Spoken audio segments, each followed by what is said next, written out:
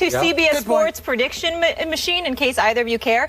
They have the Packers beating the Colts 31-28 in Super Bowl 50 without Jordy Nelson.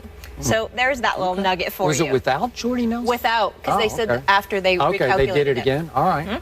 All right, moving on here.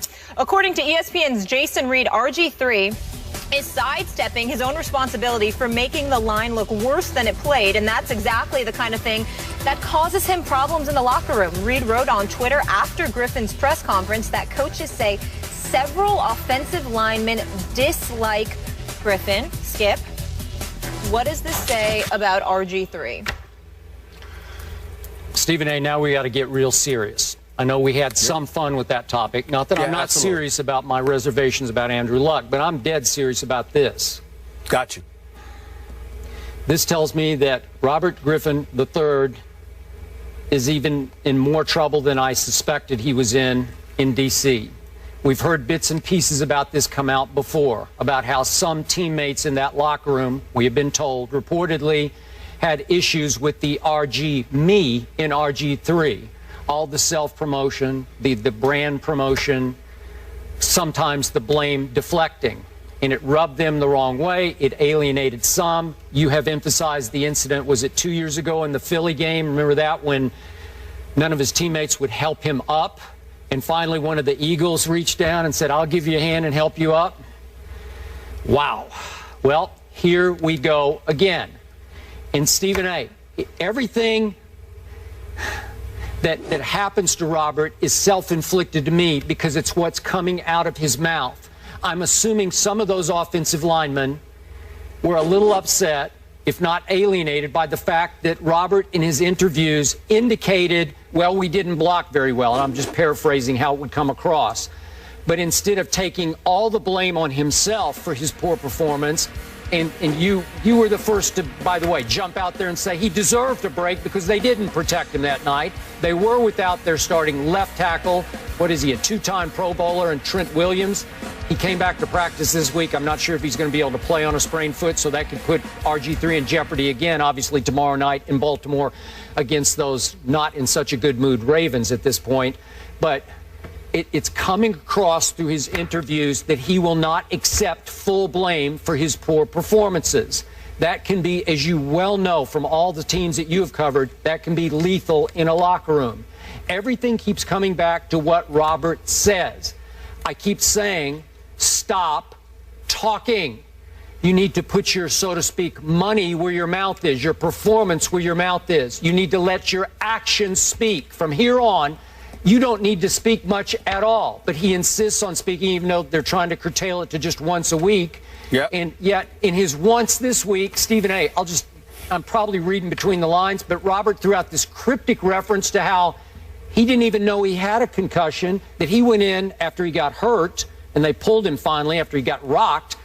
He said, I took a shower and I was preparing to watch the rest of the game in the locker room, and they came in and told me, oh, we need to enforce the concussion protocol here. And he dropped the hint publicly that they say I had a concussion when maybe I didn't have a concussion. It's always Robert versus the head coach, Robert versus the executives, whoever it is. It's always drama, daily drama and crisis with RG3 instead of daily performance by RG3. So, again, this is just another indication to our point yesterday, thanks to Joe Theismann, that tomorrow night in Baltimore is going to be the biggest game of Robert Griffin III's career. Skip Bayless, what shocks me about this subject matter is that it's news. Because as we've watched this offensive line, have they been anything short of offensive?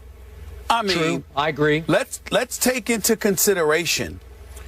What I would say to you is that let's be careful about accusing them, however, of intentionally being negligent in their responsibilities. They just may not be very good. This is a team that gave up true.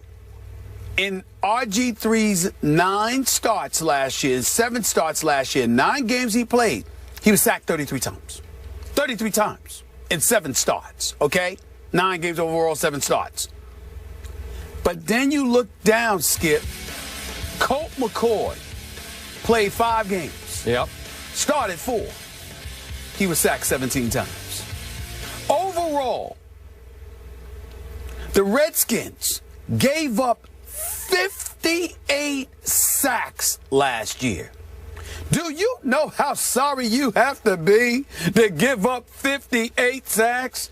I don't care if the quarterback is holding on to the ball too long because he's shopping for Christmas presents, sitting there ordering Thanksgiving dinner to be catered, chilling out, calling his woman and saying, "What's up, baby? I miss you." I don't care what he's doing. 58 sacks? You know how bad you have to be to give up 58 sacks? I mean, Molly, can I get an amen? I mean, good Lord. Amen. 58 sacks? You've got to really stink up the joint to give up that many sacks.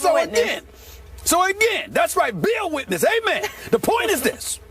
If you're going to give up that many sacks, it's hard for me to say that, oh, you got an issue with RG3. You might just have an issue with doing your job because it's just too damn challenging because you clearly ain't good at it as a unit. Now, when it comes to RG3, you're right, Skip Bayless. Got to pipe it down. Got to understand that when you are the quarterback and you are the leader, you got to take blame even when it ain't yours to take. That's right. Because that's what leaders do. That's right. He does have to understand that. Yep. He has to grow. He has to recognize that, look, people going to say stuff. You just got to eat it. You just got to take it. Yep. There's nothing you can do about it, period. I don't blame him one bit, Skip, for speaking up for himself when there are those who attack him personally, like personally lying about his character, lying about his actions off the field or something along those lines. That's different. No, you can't let that happen if you can avoid it. You got to speak up for yourself. But when it comes to issues on the football field, he's got to eat it. That's what he has to learn to do. But I don't think that we're in a position to accuse the offensive line of being, of messing up on purpose when it comes to RG3. They just stink. And we ain't talking about Trent Williams, of course, but he is a part of that line. But they just stink. They have to do a better job. It's that simple. Okay, I hear you. But I think we're together on this bottom line point. If you're the quarterback, you can't even suggest publicly that they stink. It Totally. won't fly in the locker room. It does you zero good to even suggest that they're not very good. So we have to take that into account. His best friends on the team should be his offensive line. He should be treating them to dinner. He should be inviting them over for dinner. He should be buying them watches. He should be Christmas shopping for them. Take care of those who take care of you. That's a cardinal rule in every facet of life. Yeah, even if they don't take care of you. That's right. And again, I'm going to reiterate my point. He was without his left tackle, who's pretty good, in Trent Williams. I'm not sure. It's unknown yet whether Trent will try to play tomorrow night. If he doesn't, RG3 might have another legit, valid excuse. But you can't make it after the game if you stink it up. That's the point. We agree. Yeah. We agree there. I know I'm Captain Obvious here, but the guy needs a change of scenery. I agree with RG3 versus everybody. That should be the T-shirt. Is that game on national TV Saturday? Do we know? Yeah, I think so. Saturday, 7:30. Okay. If it's not, I'm still gonna find it. Yes, we will find it. Not. I looked, but I could be wrong. We'll try against the Ravens. We'll all be watching that one. Moving on, though, Pittsburgh now has to deal with another suspension this season. We'll tell you who it is and how it will affect the Steel City. Marcus, this is for you. We've got plenty more fiery debates on this Friday version of First Take before we head into the weekend.